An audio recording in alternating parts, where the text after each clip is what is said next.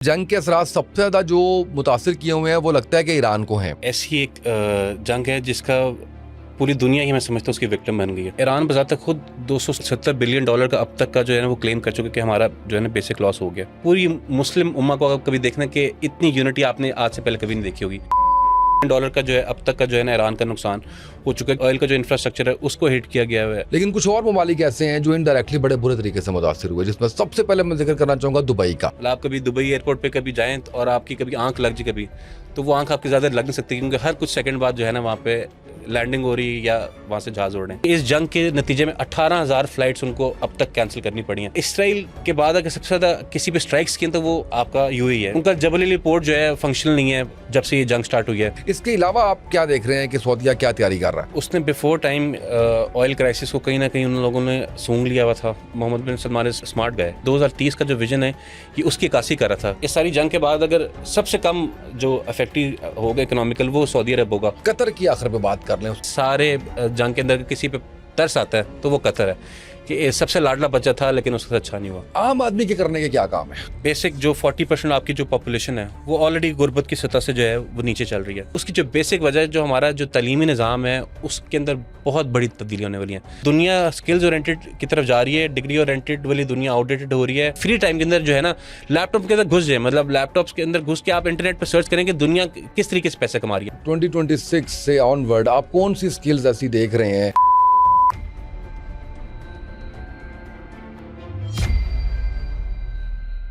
बिस्मिल्लाहिर्रहमानिर्रहीम, अस्सलाम वालेकुम। आप देख रहे हैं उसामा तैयब पॉडकास्ट में। उसामा तैयब आपकी खिदमत में हाजिर नाज़िर। हमने जंग के हवाले से ईरान, इजराइल, अमेरिका सबके किरदार पे, सबकी कौन जीत रहा है, कौन हार रहा है, क्या सूरत हाल है, ये सारा डिस्कस किया, जिसके अंदर पाकिस्तान के रोल के ऊपर बड़ी हमने गुफ्तगू की, जिसके अंदर मल्टीपल हमारे पास गेस्ट आए, जिसमें हमने पाकिस्तान की उभरती हुई हैसियत, इस सारी चीज़ के ऊपर बात की। लेकिन एक तशनगी बाकी थी कि इस वक्त जो दुनिया की मैशत है उसके ऊपर बात की जाए। ईरान की मैशत पे उसके ऊपर क्या असरात मुरतब होंगे, सऊदीया की मैशत पे, अमेरिका की मैशत पे, ख़ासकर दुबई, कतर की मैशत और फिर पाकिस्तान की मैशत पे बात की जाए। तो हमने कोशिश की कि हम जो है वो इसके ऊपर बात करें। और आज बड़ी शानदार शख्सियत मौजूद हैं। शेख मोहम्मद अली साहब बिज़नेस एनालिस्ट हैं, बड़ी मुदल्लल गुफ्तगू करते हैं, फैक्ट बेस्ड बात करते हैं। और इसके साथ साथ हम जो आपको आज टेक होम होगा आपके लिए वो ये होगा कि आगे आने वाले दिनों में हालात क्या बनने जा रहे हैं, और उसके साथ साथ बीइंग पाकिस्तानी हमारे लिए कौन सी नई अपॉर्चुनिटीज़ आने वाली हैं।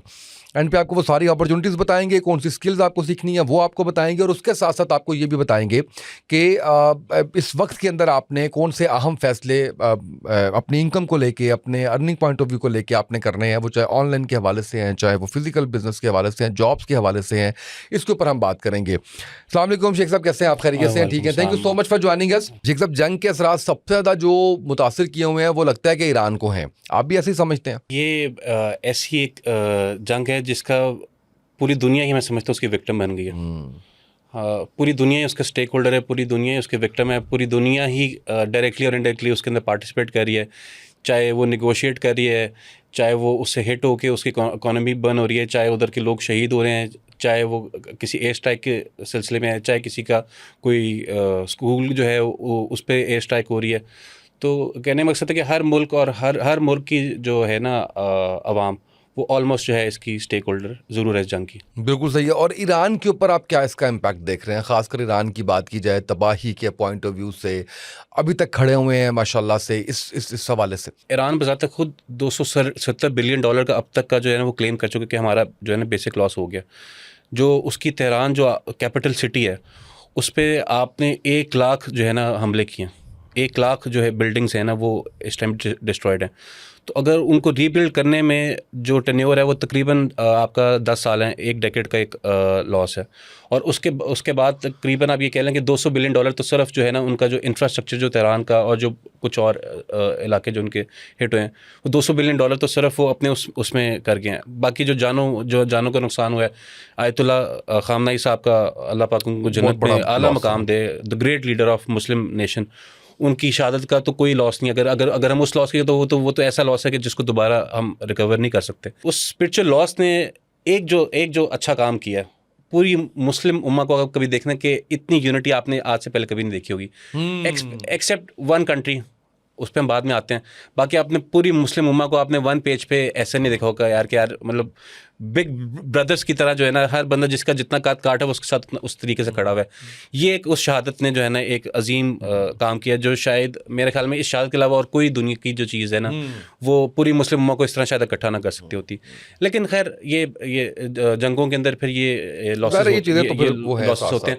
तो मैं जनरली समझता हूँ कि तकरीबन 300 से $350 बिलियन का जो है अब तक का जो है ना ईरान का नुकसान हो चुका है, क्योंकि उसके अंदर बेसिकली उनको बहुत टारगेटेड तरीके से उनको हिट किया गया है। मतलब उनकी जो ऑयल का जो इंफ्रास्ट्रक्चर है उसको हिट किया गया है, उनकी जो मिसाइल कैपेसिटी थी उसको हिट किया गया है, उनके स्कूल्स थे उसको हिट किया गया है, जो उनके बेसिकली जो ऑफिसेज और जो बिल्डिंग्स उनकी इकोनॉमी में जो मेजर जो रोल अदा करती उनको हिट किया गया है। तो आप अगर पीछे भी देखें तो उनके आप सबसे पहले देखेंगे जो उनकी जो टॉप टियर लीडरशिप को जब शहीद किया गया है, साथ साथ वो उनके साइंटिस्ट को उन्होंने शहीद किया। तो आप ये देखेंगे वो अगर उनकी टॉप फर्स्ट या सेकंड जो लीडरशिप थी, जो साइंटिस्ट की थी, जो बेसिकली इस प्रोग्राम को सारे को लेकर चल रही थी, टेक्नोलॉजी प्रोग्राम को सारे को, क्योंकि जो दुश्मन है वो बहुत आ गया, तो टेक्नोलॉजी तो हर हाल में उनको चाहिए थी। तो उसके मुकाबले में जो उनका जो साइंटिस्ट का जो लॉस है, मेरा ख्याल है कि हर लॉस अगर हम ईरान का इकोनॉमिकली अगर हम डिफाइन करें तो शायद बहुत छोटी रकम है उनके लिए, क्योंकि वो एक पास जो ज़खायर हैं वो दुनिया के सेकंड जो है ना बिगेस्ट ऑयल रिजर्व वो कंट्री लेके बैठी हुई है।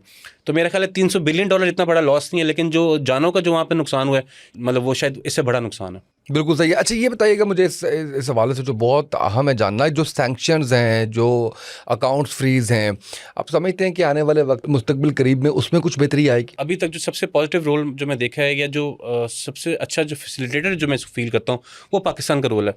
जो आपने ये जो ट्रांजिट एक्ट 2026 जो आया है, आज से कुछ 4-5 दिन पहले जो आया है, वो बेसिकली ये उसका अगर हम खुलासा करें तो वो यही है कि जो ईरान को जो ब्लॉकेट की वजह से जो चीज़ें पहुँचने में दुश्वारी आ रही है, तो उसके अगेंस्ट जो पाकिस्तान ने उनको जो ट्रेड रूट दिया, मेरा ख्याल है कि ये एक गेम चेंजर होगा ईरान के लिए। मतलब जो सैंक्शंस का जो सारा इशू ईरान के साथ है, ये जो पाकिस्तान का जो ट्रांजिट रूट है ना, ये इसमें कोई शक नहीं कि पाकिस्तान को भी इसमें $30 मिलियन एनुअल जो है एक एज अ फ़ी, ट्रांजिट फ़ी इनको मिलेगी।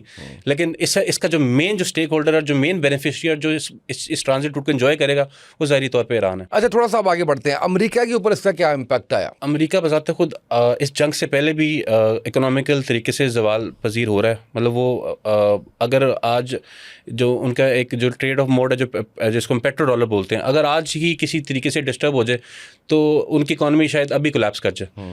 लेकिन वो एक ऐसा हथियार है उनके पास जिसकी वजह से उन्होंने आर्टिफिशियली अपनी इकॉनमी को खड़ा किया है। वरना आप ये देख लें कि दुनिया की कौन सी ऐसी चीज़ है जो उनके ओरिजिन से बन रही है। मतलब कुछ अगर हम AI के अंदर एक देखें कि उनके पास एक सिस्टम है, या जो वेपन्स के ऊपर उनका एक बड़ा स्ट्रॉन्ग होल्ड है, लेकिन उसके अलावा तो उनकी कोई इंडस्ट्री है नहीं।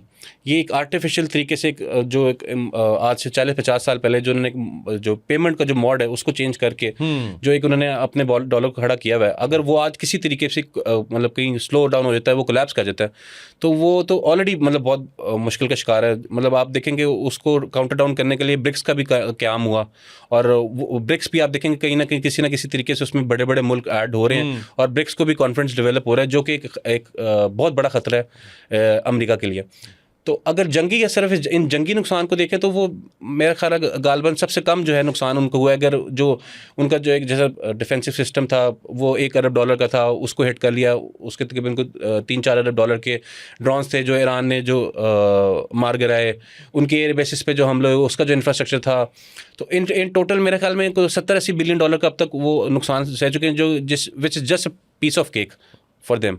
तो शायद इकोनॉमिक तरह इस वॉर के अंदर तो शायद उनको नुकसान हुआ, लेकिन अगर हम एज अ होल पूरी सिचुएशन को देखें, जिस तरह दुनिया जा रही है, जिस तरह पावर शिफ्ट हो रहे हैं, तो उसके अंदर एक I am seeing a big collapse of American. यानी वो जो सुपर पावर और वो सारा कुछ था वो डूबता हुआ अब जो है वो नजर आ रहा है। हाँ, चाहे हम उसको एक अगले 2-4-5 साल में ना दिख सकें, लेकिन इंशाल्लाह मतलब हम आप और मैं अपनी ज़िंदगी के अंदर हम इस पावर शिफ्ट को देखें। अच्छा हम कहते हैं कि इजराइल बगल बच्चा है अमेरिका का, समझ ये नहीं आती इजराइल अमेरिका का बगल बच्चा है या अमेरिका इजराइल का बगल बच्चा है। ये जो इनका जो ताल्लुक है, इसमें भी हमने थोड़ा बहुत देखा कि दरारें आती हुई, या दरारें अगर आप ना भी कहें तो आप ये देखिए कि उन्होंने बड़े कुछ सख्त अल्फाज और बड़ा इस तरह से जो है वो तलखी होती भी नज़र आई। तो आपको लगता है कि ये इनका जो इत्तेहाद है ये चलेगा लॉन्ग रन? असल में कुछ पॉलिटिकल गेन्स ऐसे हैं जो कि उनके इसराइल के साथ ही इंटरलिंक्ड हैं। मतलब आप जिस तरह हम पाकिस्तान के अंदर भी एक इस्लामिक कार्ड है और वो यहाँ पे यूज़ होता है, यहाँ पे पॉलिटिक्स में भी यूज़ होता रहा है, यहाँ पे इकोनॉमी के अंदर भी हमारा इस्लामिक कार्ड यूज़ होता है। हम आवाम को जब हमने वहाँ पे कोई बम फेंकना होता है तो हम उसको सबशो करके देते हैं। जब हमने आवाम को उम्मीद दिलानी होती है तो फिर हम मतलब हमारे पास हर मौके के हिसाब से कार्ड्स मौजूद हैं। आवाम के लिए आयतें मौजूद हैं। तो वो भी तो आखिर इतनी बड़ी सुपर पावर है तो उनको भी तो अपने पॉलिटिकल गेन्स के लिए कोई कार्ड चाहिए। इवन इस्लामिक आप देखें ना कि वो जिस तरह से उनको पादरियों को बुलवा के ट्रंप जो है वो कह रहा है, जिस तरह से नेतन्याहू कह रहा है कि ये जो है वो तो मजहबी और जिस तरह हमारे इधर इस्लामिक कार्ड इस्तेमाल होता है, इस तरह वहाँ पे इसराइल कार्ड इस्तेमाल होता है। लेकिन ये कार्ड बहुत बड़ा है। ये एक बुजुर्ग की कहावत है कि सबसे ज़्यादा कारोबार जो है ना वो खौफ का है। सबसे बड़ा इस दुनिया का जो कारोबार है वो खौफ का है। मतलब आप लोगों को खौफ से जो आप लोगों को मना सकते हैं, जो आप लोगों की जेबों से निकाल सकते हैं, वो और किसी कमोडिटी के अंदर मौजूद नहीं है। तो ये जो होता है ना रिलीजन कार्ड, ये आपकी इंडस्ट्रीज से बहुत ऊपर की चीज़ होती है। तो एक ये अमेरिका के लिए एक रिलीजन कार्ड है और उसके अंदर ज़ाहिर बात है फेजेस आते हैं। जैसे जैसे मतलब ज़ाहिर बात है उधर भी तो खाली एक तरह की लीडरशिप नहीं है या एक तरह की वहाँ पे माफिया नहीं बैठा हुआ। तो लेकिन आम तौर पे जिस तरह का भी वहाँ पे कोई हुकूमत आई है, लेकिन वो बहुत ज़्यादा एंटी इसराइल स्टांस ले नहीं सकी और मेरा ख्याल है शायद वो ले भी ना सके। मैं समझ गया। अच्छा ये बताइएगा आप मुझे कि ये 3 ममालिक तो डायरेक्टली ज़ाहिर है कि जंग में थे, लेकिन इम्पैक्ट पूरी दुनिया पे आया। अच्छा वो ममालिक जैसे ऑस्ट्रेलिया जैसे और बड़े ममालिक, वहाँ पे भी इन्फ्लेशन हमने देखी, पेट्रोल की कीमतें बढ़ती हुई हमने देखी, लेकिन कुछ और ममालिक ऐसे हैं जो इनडायरेक्टली बड़े बुरे तरीके से मुतासर हुए, जिसमें सबसे पहले मैं जिक्र करना चाहूँगा दुबई का, जिसके बारे में ये तक कहा गया कि दुबई बंद हो गया, दुबई के अंदर लोगों का अरबों रुपया पाकिस्तानी और करोड़ों डॉलर्स जो हैं वो डूब गए और अब दोबारा से दुबई जो है वो खड़ा होता नज़र नहीं आएगा, सहरा होगा और उस तरह से। इस बारे में आपकी रिसर्च क्या कहती है? ये वो रौनक वाला मुल्क था जिधर आपको हर कुछ चंद सेकंड बाद हवाई जहाज़ की उड़ने की आवाज़ आती थी। मतलब आप कभी दुबई एयरपोर्ट पे कभी जाएं और आपकी कभी आंख लग जाए कभी, तो वो आंख आपकी ज़्यादा लग नहीं सकती क्योंकि हर कुछ सेकंड बाद जो है ना वहाँ पे लैंडिंग हो रही या वहाँ से जहाज़ उड़ रहे हैं। तो आप ये देखें कि इस जंग के नतीजे में 18,000 फ्लाइट्स उनको अब तक कैंसिल मतलब करनी पड़ी हैं। मतलब आप ये देखें कि उनका जो बेसिक जो टूरिज्म का जो सिस्टम था वो टोटल कोलैप्स हो गया। मतलब 18,000 फ्लाइट्स का कैंसिल होना, ये पूरी दुनिया के एविएशन सिस्टम को इसने हिला कर रख दी। खाली शायद दुबई का नहीं, पूरी दुनिया के एविएशन सिस्टम को इसने हिला कर रख दिया। दूसरा, ईरान ने अगर इसराइल के बाद अगर सबसे ज़्यादा किसी पे स्ट्राइक्स किए तो वो आपका यूएई है। मतलब 2800 स्ट्राइक्स जो हैं वो आपकी यूएई के ऊपर हुई हैं।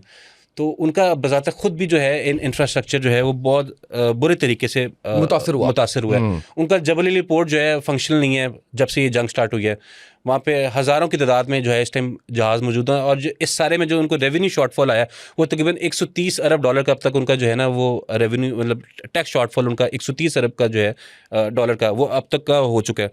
फिर उसके अंदर आप ये देखेंगे जो उनकी जो क्योंकि वहाँ पे एक प्रॉपर्टी में बूम था, बाहर दुनिया आ रही थी, तो आप ये देखेंगे कि वहाँ पे जो ऑक्यूपेंसी थी जो होटल्स की, जो 5 स्टार होटल्स थी, वो तकरीबन 80% उनका था ऑलरेडी। मतलब 80% ऑक्यूपेंसी थी, तो वो इस जंग के बाद गिर के तकरीबन 15% पे आ गया।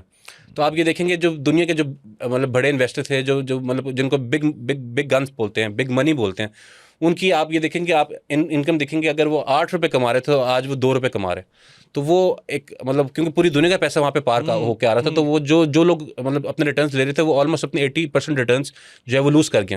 वो 80% ऑफ द इनकम वो उस दुनिया के बड़े पैसे को मिलना ख़त्म हो गया। तो दुबई से एज ए होल अगर हम देखेंगे दुनिया के जहाँ पे पूरी दुनिया में सबसे ज़्यादा पैसा पार्क होता हो, दुनिया के सबसे बड़े इन्वेस्टर्स का स्टेक होल्डर का वाला मुल्क हो और उसका जो इनकम है वो 80% लूज़ कर जाए इस जंग से, तो मेरे ख्याल में कि सबसे बड़ा जो इकोनॉमिक नुकसान हुआ है ईरान के बाद वो दुबई का हुआ। दोबारा उठते हुए नज़र आ रहा है। असल में कई दफ़ा होता है कि अपनी गलती को सुधारने का जब अल्लाह पाक किसी को मौका दे और वो सही रास्ते पे आ जाए तो ठीक होने का बड़ा कुछ ठीक हो जाता है। लेकिन अभी जिनको उन्होंने अपना एलआई बनाया है उसके अंदर शायद वो दोबारा शायद ना उठ पाए। अच्छा, इस पे हम कतर का जिक्र भी ज़रूर करेंगे, सऊदीया का जिक्र भी ज़रूर करेंगे। तो पहले सऊदीया पे आते हैं। सऊदीया के अंदर हमने देखा कि अगर मैं जंग के पॉइंट ऑफ व्यू से कहूँ तो उसमें पाकिस्तान का बड़ा एक मुस्बत किरदार रहा। हमारा जो बायलैटरल एक मुआहदा इस हवाले से था वो बड़ा काम कर गया इस मौके पे, एंड थैंक्स टू ईरान के उन्होंने भी बात सुनी और थैंक्स टू सऊदीया के उन्होंने भी जो है वो रिटेलिएट करने की उस तरह से जो है वो नहीं की। उनकी इकॉनमी के पॉइंट ऑफ व्यू से क्या चीज़ें देख रहे हैं आप? असल में उनकी तकरीबन 10.9 बैरल जो है ना, मिलियन बैरल उनकी डेली की जो है वो ऑयल सप्लाई थी, वो गिर के तकरीबन 7 मिलियन पर बैरल पे आ गई है। तो ये आप ये देखें तकरीबन 30 to 35% का जो उनका ऑयल प्रोडक्शन और जो ऑयल की सेल है वो अफेक्ट हुई है। और वो बेसिक जो उनका रेवेन्यू है, ऑल्दो जो प्रिंस सलमान है उसने एक 2030 का विजन बनाया है और उसके अंदर वो एक नियॉन सिटी वो बना रहे हैं और उसके बहुत ज़्यादा अरबों डॉलर के ठेके हुए हुए थे। एक तो सबसे बड़ा जो उनको नुकसान हुआ है, जो मैं मतलब अगर फिल फॉर जिस पे बात कर सकता हूँ, वो ये है कि एक तो 33% का जो उनकी सेल गिरी है, फिर उसके बाद जो ब्लॉकेड आपका ये लगा स्टेट ऑफ हॉर्मस का, उसकी वजह से वो उस तरह खुल के ऑयल भी नहीं बाकी दुनिया बेच पा रहे। और जो अरबों डॉलर के जो कॉन्ट्रैक्ट्स उनको विजन 2030 के तहत वहाँ पे जो कॉन्ट्रैक्टर्स को मिले थे, वो मेरी इतलाक के मुताबिक वो ऑलमोस्ट तकरीबन 70% जो है अब तक कैंसिल हो चुके हैं, क्योंकि कैश फ्लो वहाँ पे नहीं है। और वो आप ये समझे कि एक दुबई से बड़े तर्ज का वहाँ पे एक नया जो है आप कह लें एक मुल्क कह लें, एक बड़ा शहर कह रहे हैं, वो उसकी तैयारी थी, जो कि अभी वक्ती तौर पे वो शायद विजन 2030 की बजाय शायद वो विजन 2040 हो जाए। वो सारा चीजें उन्होंने रोक दी हैं सारी की सारी जो है वो शायद वो उनका अब 10 साल वो क्या अब तक ऑल्टरनेटिव अब आप देख रहे हैं? जैसे मैं एग्जांपल देता हूं कि वो ममालिक जो खासकर आप कह लें कि इस पे तेल के ऊपर चल रहे हैं, जिसमें सऊदीया भी और बाकी ममालिक भी हैं, अब एनर्जी के आपके सोर्सेज डिफरेंट आ रहे हैं। उसकी सबसे बड़ी मिसाल ये है कि पूरी दुनिया इस वक्त इलेक्ट्रिक गाड़ियों की तरफ जा रही है। तो इस सूरत हाल के अंदर आप हमने देखा कि इनमें से कई अरब ममालिक खासकर जो है वो ये 50 60 70 साल पहले जो है वो तेल के निकलने और वो सारा, तो उसमें आप क्या देख रहे हैं कि इनका जो सोर्स ऑफ इनकम होगा? चलें एक हमारा वो मजहबी, तो उसमें कोई शक नहीं है कि उसको क्योंकि लफ्ज़ उसके लिए मजहबी सियाहत है, तो उसके अंदर आप कह लीजिए कि उम्रा हज और ये सारे मामला तो हैं, ज़ियारात तो हैं। इसके अलावा आप क्या देख रहे हैं कि सऊदीया क्या तैयारी कर रहा है? उसने बिफोर टाइम ऑयल क्राइसिस को कहीं ना कहीं उन लोगों ने सूंघ लिया हुआ था, क्योंकि दुनिया जिस तरीके से नई टेक्नोलॉजी की तरफ जा रहे हैं। और ये जो 2030 का जो विजन है, ये उसकी अक्कासी कर रहा था कि उसका मोहम्मद बिन सलमान स्मार्ट गए, मतलब वो चीज़ों को अच्छा एनालिस्ट करता है प्रोएक्टिव है और प्रोएक्टिव है। और जिस तरीके से वो ईरान के साथ उसने तहम्मुल का मुजाहिरा किया है, ये दाद देने वाली बात है। उसने मतलब एक तीर से 2 शिकार किए हैं। उसने मतलब किसी ना किसी अंदाज से अगर ईरान को सबसे कम किसी बात मतलब किसी मुल्क मतलब मिडिल ईस्ट के किसी मुल्क में अगर वो ईरान के अंदर तलखी जो सबसे कम पाई जाती है, वो मेरे ख्याल में शायद सऊदी अरब है। तो वो they have played very well. तो मेरा अपना ज़ाती ख्याल है कि अगर इस सारी जंग के बाद अगर सबसे कम जो अफेक्टिव होगा इकोनॉमिकल, वो सऊदी अरब होगा। और मेरा अपना ज़ाती ख्याल है कि ईरानीज़ भी सऊदीज़ को इतनी स्पेस ज़रूर देंगे कि शायद उनको किसी नए अब उनको फोरम्स पे जाके नई इन्वेस्टमेंट्स ना करे पर उनका किसी ना किसी तरीके से मतलब, क्योंकि बेसिकली जो सबसे बड़ा उनको थ्रेट है वो ईरानियों से ही है ना, कि यार कि वो किसी ना किसी जगह पे कोई मतलब कोई ब्लॉकेट ना आए, उनको मतलब कोई नए रास्ता निकालना पड़े। जिसके मैं देखता हूँ कि एक तो पाकिस्तान का जो डिप्लोमेटिक जो अभी चैनल है वो इतना स्ट्रॉन्ग है कि वो दोनों जो पार्टीज़ हैं इस टाइम पे सिक्योर फील कर रही है। मतलब मैं ये समझता हूँ कि ईरानीज़ और सऊदीज़ एक दूसरे को लेके उस तरह इनसिक्योर नहीं है। तो ये जो पॉजिटिविटी पाकिस्तान की वजह से, तो शायद इसकी वजह से शायद मेरे ख्याल में सऊदियों को कोई ऐसा कोई फ्यूचर में कोई ज़्यादा प्लान ठीक है, कतर की आखिर में बात कर लें, उसके बाद फिर मैं स्टेट ऑफ हॉर्मज़ और उसके बाद आऊँगा मैं पाकिस्तान के ऊपर जो है वो कतर बेचारे पे तो थोड़ा बहुत तरस भी आता है, क्योंकि आप देखें कि इससे पहले जो पाकिस्तान की मीडिएशन है, उससे पहले जो है मीडिएशन का जो हब होता था वो आपका कतर होता था। पाकिस्तान को डराने वाले ये भी तो कह रहे हैं ना कि आपका हाल भी कतर जैसा हो जाएगा। लेकिन उसके बावजूद वो अपनी रैस लफान इंडस्ट्री जो सिटी है उसके ऊपर वो अटैक होने से जो है नहीं बचा सका। सारे लाडलेपन की वजह से वो अपनी जो है 17% की जो है कैपेसिटी वो लूज कर चुका है। इस सारे लाड प्यार की वजह से तकरीबन वो अभी तक कोई है $25 बिलियन का जो है वो अपना नुकसान कर चुका है। इस सारे लाड प्यार की वजह से वो 91% जो है ना वो अपनी कतर एयरवेज की फ़्लाइट्स जो हैं उनकी कैंसिल हो गई हैं। इस सारे लाड प्यार के होने के बावजूद उनको अपने जो एयरक्राफ्ट्स हैं वो स्पेन के अंदर उनको पार करने पड़े हैं। इस सारे लाड प्यार की वजह से although he was one of the biggest producer of helium in the world, लेकिन वो उनकी जो है वो सारी हीलियम का जो एक्सपोर्ट है वो सारी तहस नहस होके रह गई है। पूरी दुनिया के अंदर I am seeing a big shortage of MRI machines, क्योंकि वो एक उसकी जो बेसिक प्रोडक्ट थी वो आपकी हीलियम थी। और अब तक उस सारे अगर अटैक्स की बात करें तो शायद कतर को उस तरीके से उन्होंने अटैक नहीं किया।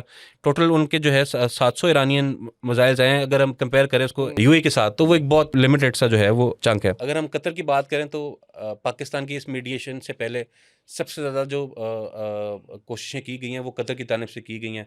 और कतर एक लाडला मुल्क था, आपके अमेरिका का भी लाडला था, आपके पाकिस्तान का भी लाडला था, और ईरानीज़ भी जो है वो एक उन पे ट्रस्ट करते थे। आप देखें कि हमास की भी जो जितनी भी एंगेजमेंट्स हुई हैं उसमें वो कतर का यस। जो इन्वॉल्व था। लेकिन अनफॉर्चुनेटली इस सारे लाडलेपन की वजह से अभी तक जो है वो तकरीबन 25 से 30 बिलियन डॉलर का जो है नुकसान कर बैठा है। 37% जो है उनकी जो गवर्नमेंट रेवेन्यू है वो इस टाइम ख़त्म हो गया है। इस सारे लाड प्यार की वजह से वो के बावजूद जो है वो लास्ट रिफाइन इंडस्ट्रियल सिटी पे जो है वो अपना जो अटैक है वो नहीं बचा सका। ये उनका बेसिकली वर्ल्ड का लार्जेस्ट जो है एलएनजी प्लांट था। इस सारे लाड प्यार की मतलब के बावजूद जो है कतर एयरवेज जो है वो अपने 91% जो है उसको अपनी फ़्लाइट्स का जो ऑपरेशन है वो कैंसिल करने पड़े। इस सारे लाड प्यार की वजह से ही मतलब the country was one of the most biggest exporter of helium in entire world. तो उसकी शॉर्टेज जो क्रिएट हुई है, उनको इस तरह वो अपनी बेसिक प्रोडक्शन को पूरा नहीं कर सके, जिसकी से I am seeing a big shortfall in MRI machine, जो कि एक मतलब पूरी दुनिया के एक मेडिकल सिस्टम को भी जो है शायद आने वाले वक्तों में शायद हिला सकता है। तो मैं समझता हूँ कि अगर मुझे किसी पे सारे जंग के अंदर किसी पे तरस आता है तो वो कतर है कि ये सबसे लाडला बच्चा था लेकिन उसका अच्छा नहीं हुआ। अच्छा, अब मुझे ये बताएं कि स्टेट ऑफ हुर्मुज़ जो है उसके मामले के ऊपर आप आगे आगे चल के क्या देख रहे हैं? एक तो ये तय हो गया ना जी कि इसके ऊपर कब्जा जो है वो ईरान का ही है, यानी वो जो एक एक कहा जाता था ना कि सिर्फ एक धमकी दी जा रही है ईरान उन्होंने की अपना तरफ मनवा से, लिया अपना आप। मनवा लिया उन्होंने अपने आप को। दूसरा जो टैक्स की बात की जा रही है, तीसरा अब ये ऐसे ही नजर आता है, जो नजर आ रहा है वो यही नजर आ रहा है कि कभी जनाब ये खुल रहा है, कभी ये बंद हो रहा है। ये एक बहुत बड़ी एक वो आ गई है इनके हाथ में। इससे बड़ी मुझे एक मजाकिया बात याद आ गई। एक हमारे इंडस्ट्री से तो उनका बड़ा इस पर स्टेक लगा था स्टेट ऑफ हुर्मुज़ के पे। उनके सारे कारोबारी मामले ऐसे थे, तो उन्हें मन्नत मांगी हुई थी काफ़ी ढेर सारे पैसों की। उन्होंने मन्नत मांगी थी कि स्टेट ऑफ हुर्मुज़ खुल गया ना तो मैं जी ये मन्नत अदा करूँगा। तो वो आपने देखा कि मेडिएशन हुई और उसमें राकची साहब ने एक वो ट्वीट की कि हमने स्टेट ऑफ हुर्मुज़ खोल गया। तो रात देर का वक्त था, लेकिन वो उन्होंने अपनी गाड़ी निकाली और वो जो भी उन्होंने पैसों की मन्नत मांगी थी वो अपने सारे गरीबों में तकसीम कराए। उसके बाद वो जो पैसे थे वो तकसीम करके वो सो गए। तो सुबह उठे तो उनके पर्सनल सेक्रेटरी उनको फ़ोन पे फ़ोन करे उन्होंने कहा यार कि अभी खुशी का दिन है, मुझे आज मैंने ऑफिस ऑफ लीव है, मैं रात को भी बहुत सारे पैसे डोनेट करके आया हूँ, तो अभी मुझे सोने दें। उन्होंने कहा सर जी जे रात में पैसे लेते ना वापस खोलो ਉਹ ਮਨ ਜਿਹੜੀ ਤੁਸੀਂ गलत पूरी कर रहे हो वो दोबारा बंद हो गया जी। और एनजी रहना है तो एनजी रहना। तो कहने का मकसद है कि ये तो जारी मतलब एक मतलब अब हम एक मजाक से हटकर बात करते हैं, बड़ा बड़ा बड़ा सीरियस इशू है पूरे पाकिस्तान का जो है, पूरे पाकिस्तान का पूरी वर्ल्ड का जो है ये बहुत सीरियस इशू है। आपके पूरे वर्ल्ड का जो 20% ऑफ द एनर्जी प्रोडक्ट्स हैं इंक्लूडिंग ऑयल वो वहाँ से गुजर के जाते हैं। तो मेरा अपना ज़ाती ख्याल है कि इसमें अमेरिका को भी थोड़ा सा एक लचक दिखाने जिन्होंने एक ब्लॉकेट बनाया हुआ है, और ईरान को भी इस मतलब ठीक है सारा कुछ है, लेकिन ईरान को भी इसके थोड़ा सा एक तहम्मुल मजाजी के साथ जो है ना इसको खोल देना चाहिए। बिल्कुल सही है। अच्छा, इसमें एक चीज़ मुझे और बताइएगा जो बहुत इंपॉर्टेंट है, वो ये है कि अब हम जब पाकिस्तान की तरफ आते हैं तो पाकिस्तान का एक तो हमने तशख़्ख़ुस देखा, इमेज देखा, हमने दुनिया को पाकिस्तान को मानते हुए देखा अल्हम्दुलिल्लाह।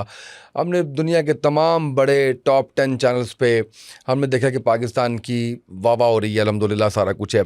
अच्छा, ये सब कुछ अल्लाह का शुक्र अल्हम्दुलिल्लाह, और जिसने इसके अंदर रोल प्ले किया उनका ये ड्यू क्रेडिट बहरहाल मौजूद है। लेकिन अब जो हमारे इंटरनल हालात हैं वो ज़ाहिर है जो हमारा टॉपिक है इकॉनमी को है, आप क्या समझते हैं कि सारी चीज़ को इकॉनमी को लेके प्रैक्टिकलिटी में नरेट करने के लिए पाकिस्तान इज़ रेडी? पाकिस्तान जो है ना वो जियोग्राफिकली इतना इम्पोर्टेंट है कि वो अपनी जो डिप्लोमेसी है उसको तो अपग्रेड कर गया, लेकिन जो इकोनॉमिक जो इश्यूज़ आ रहे हैं पाकिस्तान के अंदर वो बड़े बड़े मतलब ना चैलेंजिंग है।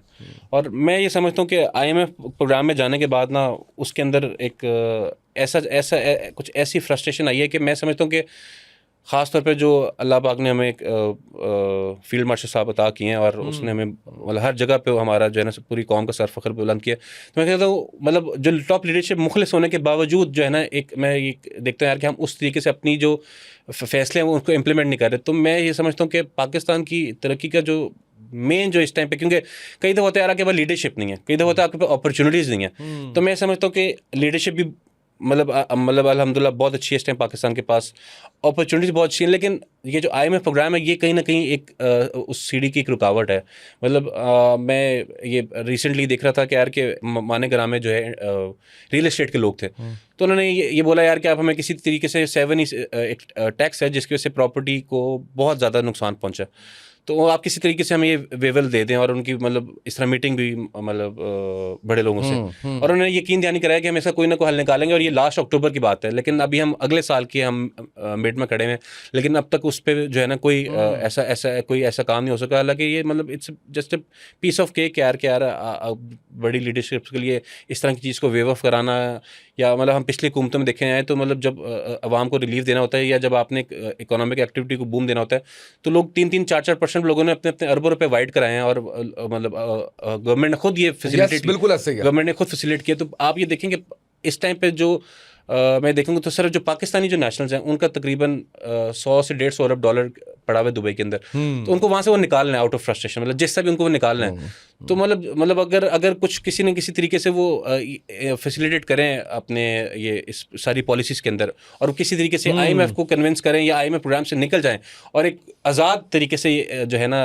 आवाम के लिए कोई पैकेज निकालें, तो आई गारंटी है कि नॉट 150 मिलियन मतलब बिलियन डॉलर, लेकिन एक 40-50 बिलियन डॉलर का एक चंक तो आपको विद इन 10 डेज 15 डेज मिल जाएगा, जैसे आपकी कोई ऐसी पॉलिसीज आती हैं कि बड़े इन्वेस्टर जो हैं वो अपना पैसा अच्छा पार्क कर सके, उनको सेफ्टी नज़र आए, उनको टैक्स एवेजन नज़र आए। ये फौरी ये वाले करने वाले काम है। हाँ, तो मेरा अपना ज़ाती ख्याल है कि यार हम हर वक्त तनकीद करते हैं, अगर तो हमें खुदा ने इतनी अच्छी लीडरशिप दी है और इतने ऐसे अच्छे हालात दिए हैं, तो मैं किसी न किसी तरीके से IMF को भी ना टैकल करके इनसे भी जान छुड़ानी चाहिए, और मतलब ऐसी पॉलिसी लेकर आनी चाहिए कि बड़ा पैसा इस मुल्क के अंदर आए। अच्छा, ये जो सफारती सतह पे कामयाबी ली है, डू यू थिंक कि इसको हम कंटिन्यू करने में, इसके तसलसल को बरकरार रखने में कामयाब हो जाएंगे? असल में ये जो सफारती ताल्लुकात होते हैं ना, ये होते हैं मफादात के ऊपर होते हैं। मतलब हमने बहुत सारी हिस्ट्री के अंदर ऐसे ममालिक देखे हैं जिन लोगों ने एक दूसरे की तरफ मुंह मतलब तकने को भी गवारा नहीं किया, लेकिन बाद में हमने उनको जफ्फियाँ डालते हुए देखा हुआ है।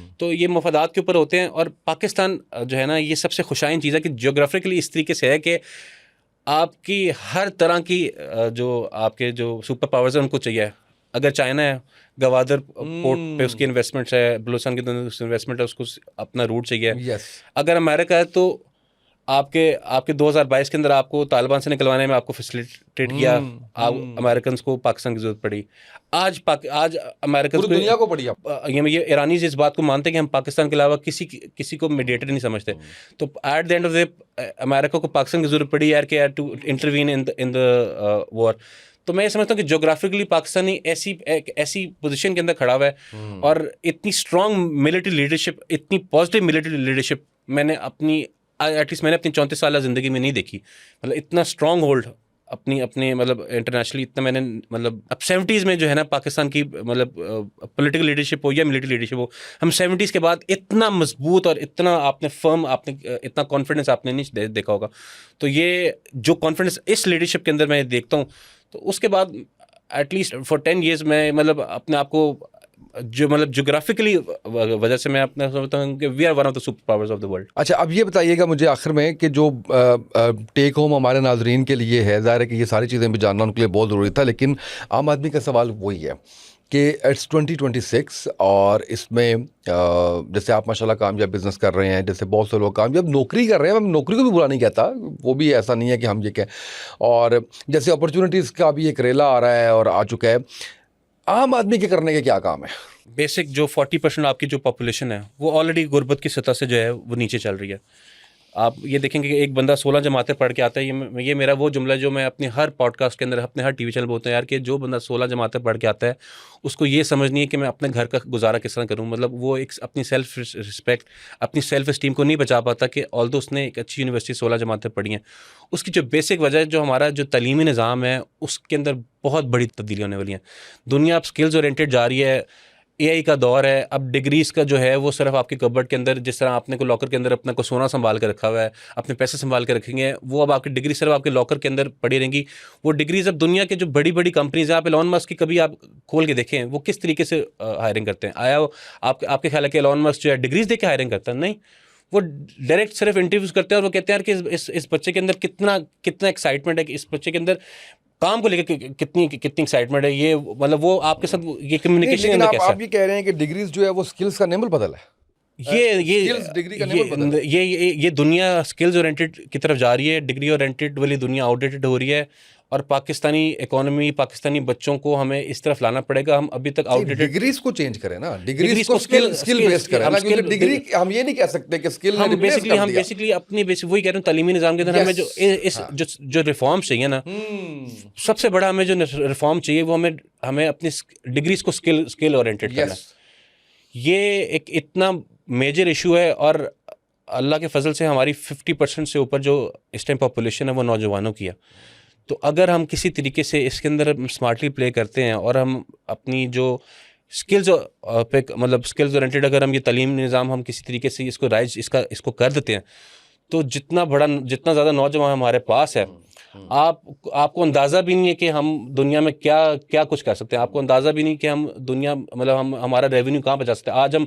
हमें 2-3 अरब डॉलर के लिए हमें जो है किसी को मांगना पड़ता है। आप कराची का वो लड़का देखें कि उसके काम का एलॉन मस्क 10 अरब डॉलर देने को तैयार है।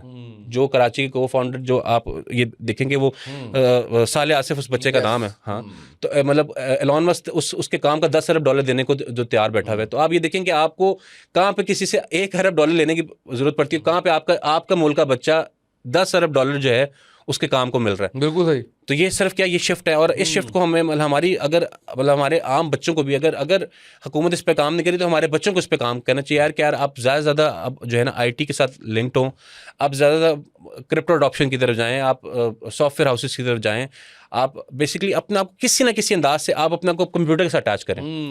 आप अब यूनिवर्सिटीज़ में बैठ के अब लेक्चर्स ना लें, आप अपने आप किसी ना किसी अंदाज से, हर बच्चे को मेरा ये पैगाम है, आप बस अपने साथ लैपटॉप को बांध के रखें। बिल्कुल सही। आप अपने साथ इंटरनेट को बांध के रखें, आप इंटरनेट पे स्क्रॉलिंग करें। मतलब बच्चे जिस तरह अपना फजूल टाइम फेसबुक पे मतलब ज़ाया करते हैं, इंस्टाग्राम पे ज़ाया करते हैं, आप बिला वजह अपने फ्री टाइम में रिसर्चेस करें यार कि दुनिया में क्या हो रहा है, दुनिया में ये जो ब्लॉकचेन है ये किस तरीके से जो है आगे बढ़ रही है। आपने एक बच्चा जो है 2 घंटे अपने जो फ्री टाइम के वेस्ट करता है इस तरीके से, आप ठीक है, आपके पास फौरी हल नहीं है, आप यूनिवर्सिटीज़ में जाके आप अपने फ्री टाइम के अंदर जो है ना लैपटॉप के अंदर घुस जाए, मतलब लैपटॉप्स के अंदर घुस के आप इंटरनेट पर सर्च करें कि दुनिया किस तरीके से पैसे कमा रही है। और आप ये देखेंगे कि हमारे बच्चे हमारा बस हम एज अ कॉम जो है ना, एक लफ्ज़ में यूज़ करते हैं जुगाड़िया, ये स्मार्ट कॉम है, ये बहुत जल्दी चीज़ों को लर्न करती है।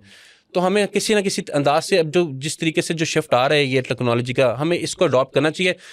तो जितनी हमारे पास यहाँ पे हर चीज़ अपने घर की है, हमारे पास गंदम अपनी है, हमारे पास चावल अपना है, हमें कोई खुराक का मसला नहीं है, तो हमारे लिए तो बेसिकली कोई मसला ही नहीं है कि इस सारी अवाम को दोबारा खुशहाल करना। बिल्कुल सही। अच्छा, अब जब आप स्किल्स की बात करते हैं तो 2026 से ऑनवर्ड आप कौन सी स्किल्स ऐसी देख रहे हैं जो अभी ट्रेंड में है और जिनको सीखने से कोई ना कोई आप कह लीजिए कि हमारी यूथ एंगेज हो सकती है? मैं वही आगे बात करूं कि फ्रीलांसिंग, उसकी भी तो डोमेन होगी ना, फ्रीलांसिंग इन व्हाट? मैंने बताया ना कि एक बच्चे को आप लैपटॉप पकड़ाएं और वो जब रिसर्चेस पे जाएगा तो आप ये देखें स्टार्टअप्स हैं।